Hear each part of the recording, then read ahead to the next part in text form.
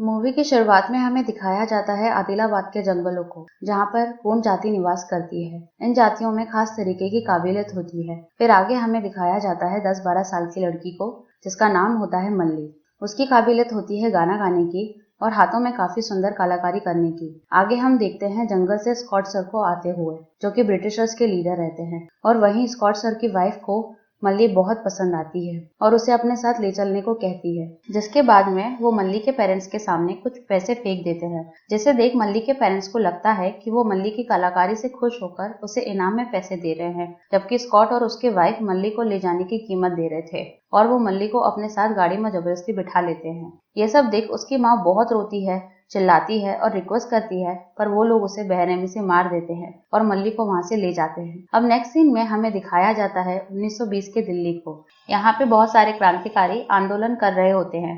तभी क्रांतिकारियों की इतनी भीड़ देखकर पुलिस वाले भी डर जाते हैं और फिर उन क्रांतिकारियों में से एक आदमी पत्थर उठा के पुलिस वाले को तरफ फेंकता है और दीवार पे टंगी एक ब्रिटिश लीडर की फोटो टूट जाती है, जिसे गुस्सा होकर एक ब्रिटिश ऑफिसर पुलिस वालों को उस आदमी को पकड़ने का ऑर्डर देता है, लेकिन कोई पुलिस वाला इतनी भीड़ देखकर तैयार ही नहीं होता। फिर एंट्री होती है हमारे हीरो यानी राजू की, जो ब्रिटिश सरकार के लिए काम करता है और वो अपने ऑफिसरों की सारी बात मानता है, इसलिए वो उस आदमी को लाने के लिए मान जाता है और वो उन क्रांतिकारियों की भीड़ में घुस के सबको मारपीट के उस आदमी को ले आता है। इसी बीच राजू काफी जख्मी भी हो जाता है। ब्रिटिश ऑफिसर राजू की इस काबिलियत को देखकर बहुत शौक हो जाते हैं, क्योंकि ये काम कोई नॉर्मल इंसान नहीं कर सकता था। नेक्स्ट डे हम देखते हैं कि ऑफिसर्स के प्रमोशन के लिए नाम अनाउंस हो रहे होते हैं, लेकिन उन सभी नामों में कोई भी नाम इंडियन नहीं होता और ना ही राजू का। ये सब देख के राजू को बहुत गुस्सा भी आता है, क्योंकि उसकी काबिलियत को देख के उसे प्रमोशन मिलना चाहिए था, लेकिन उन ब्रिटिशर्स ने ऐसा नहीं किया था। अब आगे हम ब्रिटिशर्स के ऑफिस में एक आदमी को देखते हैं, जो एक ब्रिटिश ऑफिसर से बात कर रहा होता है। वह उनसे कहता है कि कुछ महीने पहले स्कॉट सर आदिलाबाद के जंगल आए थे, जहाँ से उन्होंने एक गोंड जाति की लड़की को उठा लिया था। वैसे मैं आपको बता दूं कि गोंड जाति काफी शांत होती है और यूनिटी से रहना पसंद करती है, लेकिन अगर कोई बात उन पे आ जाए तो वो कुछ भी कर सकते हैं और वो लोग इस लड़की को जरूर लेके जाएंगे। फिर आगे के सीन में एंट्री होती है हमारे दूसरे हीरो यानी भीम की। वो जंगल में होता है, जो कि अपने ऊपर खून डाल रहा होता है ताकि भेड़िया उसे शिकार समझकर उसके पास आए और भीम उसे पकड़ ले, लेकिन भेड़िए की जगह शेर आ जाता है और ये भीम ने एक्सेप्ट नहीं किया था। पर भीम बिल्कुल भी डरता नहीं और हार ना मान के शेर से सामना करता है और शेर को अच्छी टक्कर देकर उसे जेल में फंसाकर बेहोश कर देता है। यहाँ पर पता चलता है कि भीम एक गोंड जाति का है और उसी की बहन होती है मल्ली, और कई महीनों से भीम मल्ली को अंग्रेजों की चुंगल से छुड़ाने का प्लान बना रहा होता है। फिर भीम दिल्ली जाता है मल्ली को छुड़ाने। वहाँ वो एक मुसलमान फैमिली में रहता है, भेष और नाम बदलकर। उस मुसलमान फैमिली को पता रहता है कि भीम यहाँ किसी को बचाने के लिए आया है और भीम उन्हीं के गैरेज में काम करता है। अब अगले सीन में हम देखते हैं एक अंग्रेजी अफसर को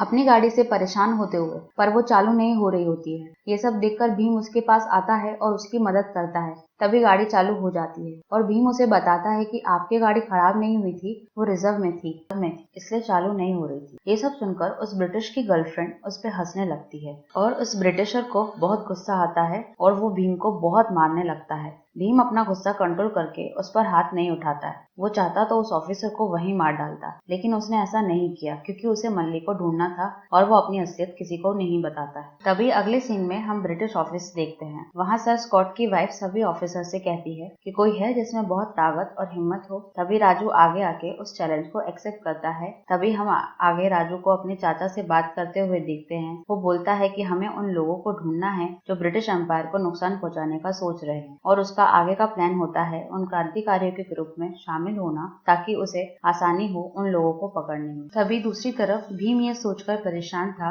कि ब्रिटिशर्स के महल में घुसा कैसे जाए, और वो देखता है कि ब्रिटिश ऑफिसर एक आदमी को बहुत मारता है। तभी ये सब देखकर वहाँ जेनिफर नाम की एक लड़की आ जाती है और उस आदमी को उस ब्रिटिशर से बचा लेती है। ये सब देखकर भीम और उसके आदमी समझ जाते हैं कि अगर हमें महल में घुसना है तो सिर्फ ये लड़की ही है जो हमारी मदद कर सकती है। और यहाँ दूसरी तरफ राजू क्रांतिकारियों की सभा में शामिल हो जाता है। क्रांतिकारी वहाँ कुछ डिस्कशन कर रहे होते हैं। तभी राजू उठकर बोलता है कि हमें स्कॉट सर को मार डालना चाहिए। और ये सुनकर राजू के पास एक आदमी आता है जो भीम का भाई होता है। वो उसे कहता है, अगर तुम्हें ऐसा करना है तो मैं तुम्हें एक आदमी से मिला सकता हूँ जो तुम्हारी मदद कर सकता, क्योंकि वो भी यही चाहता है। और वो दोनों भीम से मिलने के लिए जाते हैं। तभी बीच में कुछ पुलिस वाले लोगों की चेकिंग कर रहे होते हैं और वो पुलिस वाले राजू की भी चेकिंग करते हैं। लेकिन राजू चुपके से अपनी पुलिस की आईडी उन्हें दिखाता है और पुलिस उस आईडी को देखकर उसे सैल्यूट करती है। ये सब देखकर भीम का भाई समझ जाता है कि ये पुलिस का ही आदमी है और वो वहाँ से भाग जाता है। और भागते भागते वो भीड़ वाली जगह पर पहुंच जाता है जहाँ राजू उसे ढूंढ नहीं पाता। राजू ब्रिज के ऊपर होता है और वहीं ब्रिज के नीचे भीम होता है और वो ब्रिज के नीचे एक छोटे से बच्चे को पैसे दे रहा होता है और उसे मछली पकड़कर लाने को कहता है। लेकिन तभी वहाँ भीम का भाई आ जाता है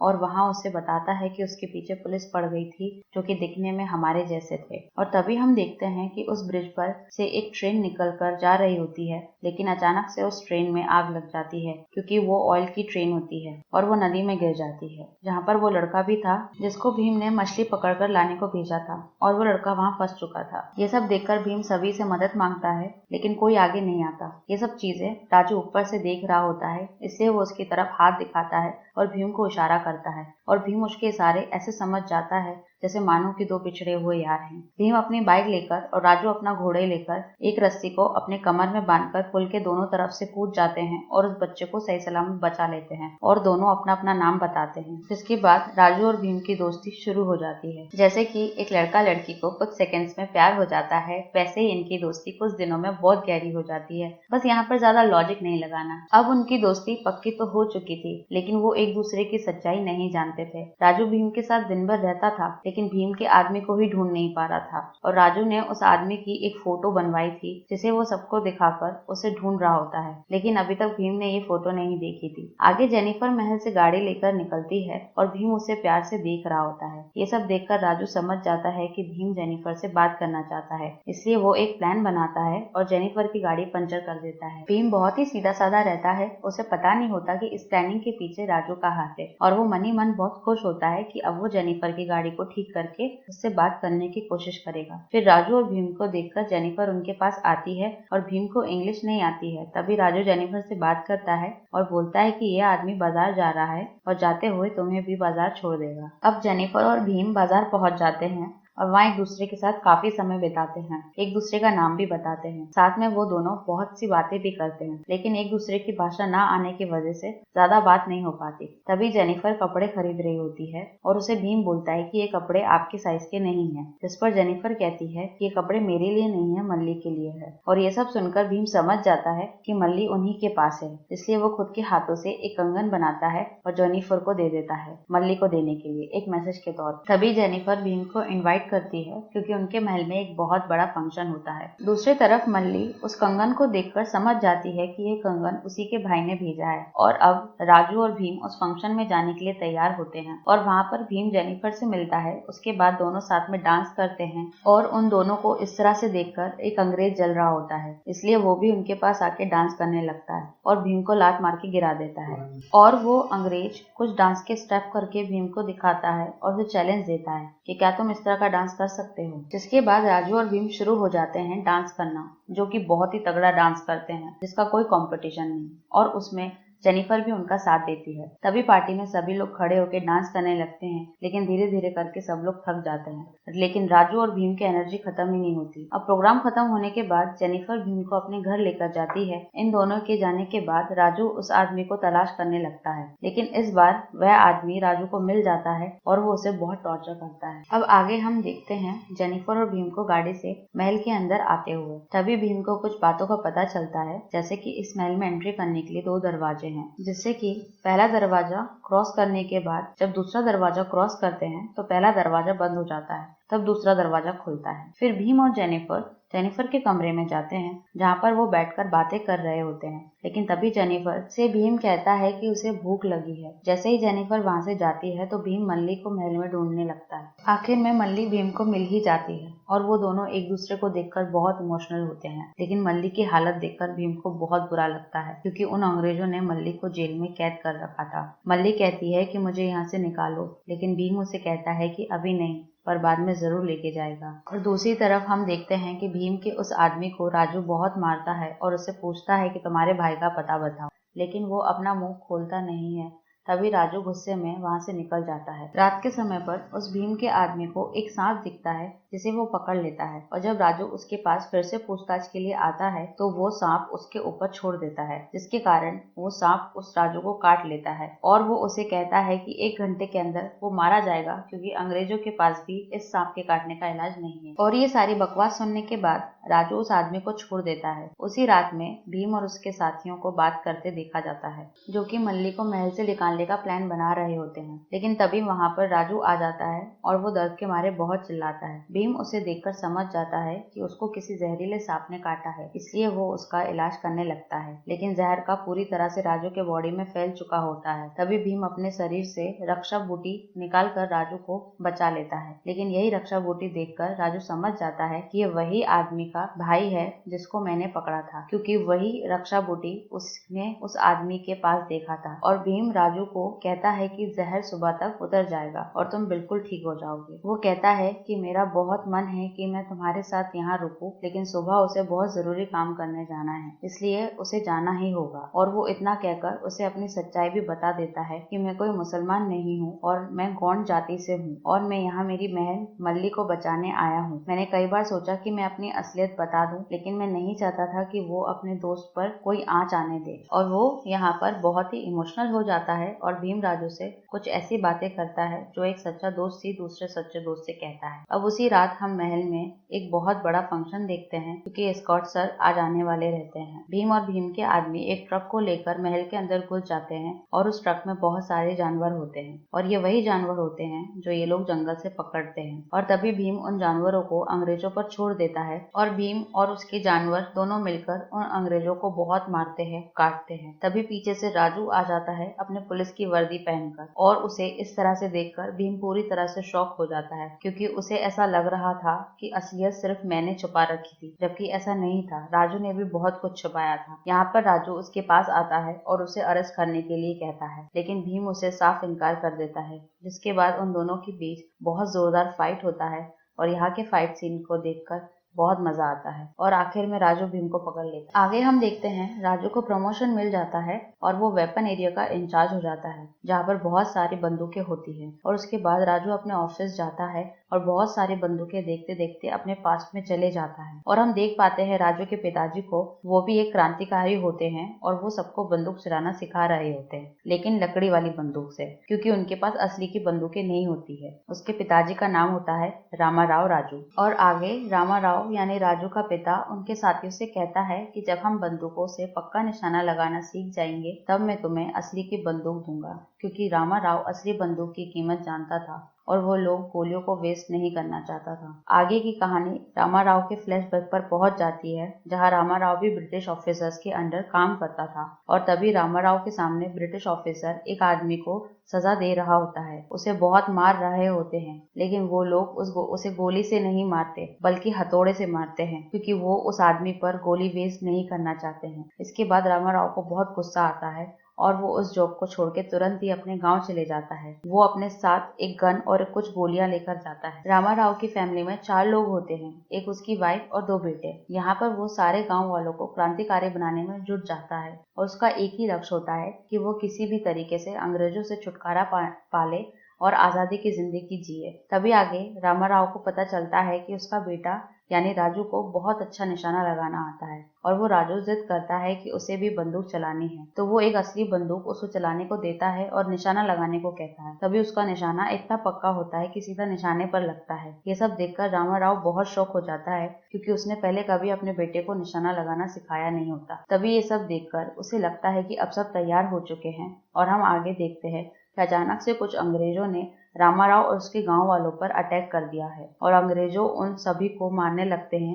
लेकिन तभी यहाँ रामाराव अपनी असली गन को लेकर आता है और उन अंग्रेजों को मारने लगता है, लेकिन रामाराव जख्मी हो जाता है और बंदूक उठा नहीं पाता है। तभी वो सारे बारूद अपने शरीर से बांध लेता है और अपने बेटे को कहता है कि जब मैं इशारा करूँ तब मुझ पर गोली चला देना, ताकि ये बारूद फूट जाए और सारे अंग्रेज लोग मारे जाएं। और राजू ऐसा ही करता है। इसमें उसके पिताजी की मौत हो जाती है और कुछ अंग्रेज मारे जाते हैं और बाकी सब डर के मारे भाग जाते हैं। फिर राजू बड़ा होता है और सभी गांव वालों से वादा करता है कि जो उसके पिताजी का सपना था वो पूरा करेगा और अंग्रेजों से आजादी दिलाएगा। ये बोलकर वह शहर आ जाता है दिल्ली में और अंग्रेजों के साथ काम करने लगता है। आगे के सीन में हमें दिखाया जाता है कि राजू अपनी गर्लफ्रेंड को लेटर लिखता है जो उसके गांव में ही रहती है, जिसका नाम है सीता यानी आलिया भट्ट। वो उस लेटर में अपने हाल बताता है और उसे अपने दोस्त के साथ जो किया वो भी बताता है। उसे बहुत गिल्ट भी होता है। तभी हम दूसरे दिन देखते हैं कि राजू स्कॉट सर के पास जाता है, जहाँ पर स्कॉट सर भीम को सभी के सामने सजा देने को कहता है और राजू तैयार हो जाता है। और अगले ही दिन भीम को रस्सी से बांध दिया जाता है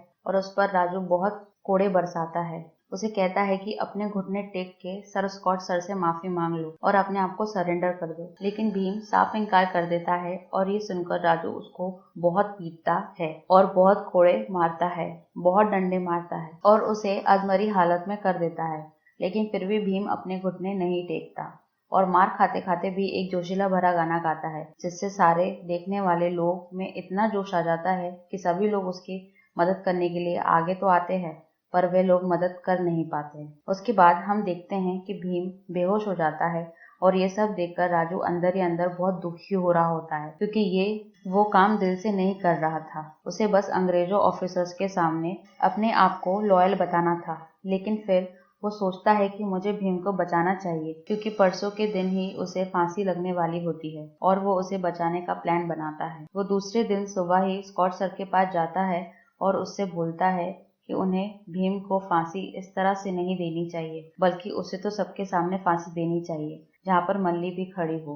इसलिए वो उनसे जगह बदलने के लिए कहता है और स्कॉट सर मान जाते हैं और ये सब उसकी प्लानिंग का हिस्सा होता है। तभी उसी रात राजू सारी गन्स में से गोलियां निकाल लेता है ताकि जब अंग्रेजों अफसरों को जरूरत पड़े तो वो बंदूक चला ना सके। अब भीम को गाड़ी से फांसी की जगह पे ले जाया जाता है। राजू भीम के साथ एक ही गाड़ी में होता है और 2-4 और गाड़ियां आ रही होती हैं पीछे से। उनसे पीछे वाली गाड़ी में ही स्कॉट सर बैठे हुए रहते हैं, क्योंकि उन्हें राजू पर थोड़ा थोड़ा शक होता है। और जैसे ही गाड़ी आगे बढ़ती है वैसे ही एक पेड़ को काटकर राजू स्कॉट सर का रास्ता रोक देता है, लेकिन स्कॉट सर गाड़ी से निकलकर उस पर हमला कर देते हैं। और जैसे ही गोली से बचने के लिए राजू गाड़ी से कूदता है तो एक पेड़ का टुकड़ा उसे लग जाता है और वो घायल हो जाता है। और हमें पता चलता है कि जब भीम को फांसी के लिए लाया जा रहा था तब राजू के चाचा ने चुपके से भीम के हाथ में ब्लेड का टुकड़ा दे दिया था ताकि वो अपने हाथ को रस्सी से खोलकर वहां से भाग सके। और वो बाद में वैसा ही करता है, अपने हाथ खोलकर उन सभी को बहुत मारता है। जंगलों के रास्तों से मल्ली जब भीम के पास आ रही होती है तभी बहुत सारे लोग मल्ली को मारने के लिए आते हैं, लेकिन राजू उन सबको एक एक करके मार डालता है। लेकिन भीम को ऐसा लगता है कि राजू मल्ली को मारना चाहता था, इसलिए वो उसे एक डंडे से बहुत तेज से उसके सर पर मारता है और भीम मल्ली को लेकर भाग जाता है। और पीछे से राजू अंग्रेजी अफसरों को पकड़ के रखता है ताकि वो भीम का पीछा कर ना सके और बाद में अंग्रेजी अफसर राजू को गिरफ्तार कर लेते हैं। उसके बाद हम देखते हैं अंग्रेजों ने भीम के वांटेड के पर्चे गली गली चिपका दिए थे और हर जगह भीम को ढूंढ रहे थे। तभी सभी अफसरों का शक एक जगह पर जाता है, वो था हाथरस। अब कुछ महीनों बाद हम देखते हैं कि जहाँ राजू को अंग्रेजों ने बहुत बुरी तरह से उसे बांध कर रखा है और उसको बहुत बहुत मारा भी है और उसके पैर में बहुत गहरी चोट भी लगी है और वो चलने में भी कंफर्टेबल नहीं था, लेकिन फिर भी राजू अपनी एक्सरसाइज करना नहीं छोड़ता था। अब आगे हमें पता चलता है कि अंग्रेजों को जिस जगह पर शक था भीम वहीं छुपा हुआ रहता है और कुछ दिनों बाद अंग्रेजों ने वहां ढूंढना शुरू कर दिया होता है। वहां एक घर में छुपा हुआ रहता है और एक अंग्रेजी अफसर वहां पूछताछ करने आता है, लेकिन तभी सीता आती है और उसे कहती है कि यहाँ छुआछूत की बीमारी फैली हुई है और आपको यहाँ नहीं होना चाहिए। तभी ये सुनकर ऑफिसर डर जाता है और उसे दूर से बात करके चले जाता है। सीता वहाँ नई लड़की होती है तो सभी देखकर उससे पूछते हैं कि तुम कौन हो और यहाँ क्या कर रही हो। तभी वो बताती है कि मैं यहाँ राम के लिए आई हूँ। वो ब्रिटिश सरकार के लिए पुलिस का काम करता है, लेकिन वो हमारी तरह क्रांतिकारी है और उन्होंने खत लिखा था जिसमें उन्होंने अपने दोस्त का जिक्र किया था। और सीता भीम को राम के पिताजी की सारी स्टोरी सुना देती है। भीम ये सारी बातें सुनकर बहुत इमोशनल हो जाता है और उसे भी गिल्ट होता है कि वो तो सिर्फ माली को बचाने के लिए यहाँ आया था, लेकिन राजू तो सभी लोगों को बचाने की कोशिश में था। और सीता के पास ब्रिटिश सरकार की तरफ से लेटर भी आया था जिसमें लिखा हुआ था कि राजू की कल फांसी है